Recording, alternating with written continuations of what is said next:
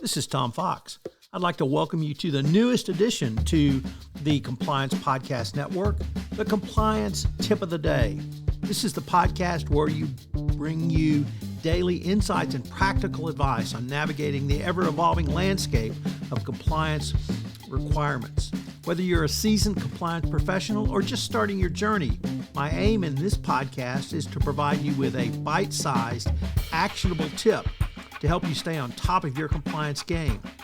Join us as we explore the latest trends from the Department of Justice, share some best practices, demystify complex compliance issues to help keep your organization doing business ethically and in compliance, and at the end of the day, more profitably.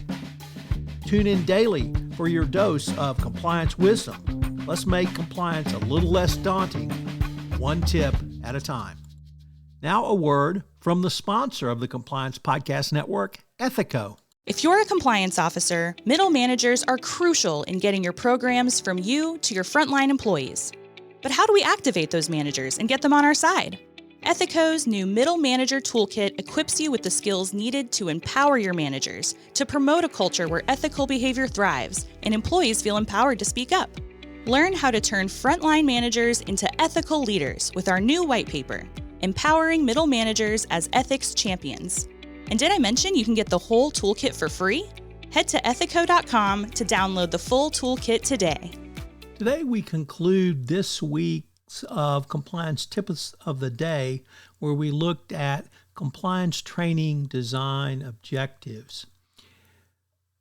The first one for today is frequently updated. One thing you should not have is the exact same training course over and over again. Just as you need to assess your risk on a more timely basis, your compliance training needs to be updated for employee engagement. While there are some topics that are important enough to be repeated, this does not mean you can keep the course fresh with the same scenarios you must have and different videos and different learning checks. Nothing screams check the box like having the entire or same program year after year, non-legalistic. My first FCPA training was a 278 PowerPoint slide, 7 hours in length, written by lawyers for lawyers. While learning about all the relevant FCPA cases and enforcement actions to date was mildly interesting to me, all the business guys lost interest in the first 20 minutes and we lost them completely. The bottom line is you must tailor your compliance training to your audience, not your audience to your compliance training. Next, eliminate redundancy. When you require multiple courses in the same year, there's bound to be a redundancy. This means you should map out your training portfolio throughout the year. As important as non-retaliation is, do you need to cover it as a learning objective in every single course? Perhaps you can cover non-retaliation in your code courses and then do a short pop-up reminder that we do not retaliate in any variety or in a wide variety of areas in other courses. Your overall goal is to cover the topics adequately while minimizing seat time to respect the employee's time and company resources. And finally, flexibility. Your compliance training program should be designed for flexibility. Simply consider the 2020 changes in and the changes in every risk management for every compliance program based on the pandemic. As the pace of change may well become the new normal, you have to expect that you will determine a new or different risk which you need to train on. It may well be that your organization has may value other objectives.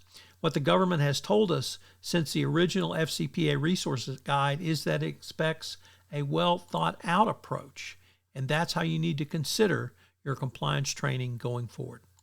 As I said in the opening of this podcast, this month's sponsor of the entire Compliance Podcast Network is Ethico, and they've developed a toolkit for middle managers that will help middle managers in intaking information from employees and, equally importantly, understanding how to respond and how to get the information up to compliance for the decision makers.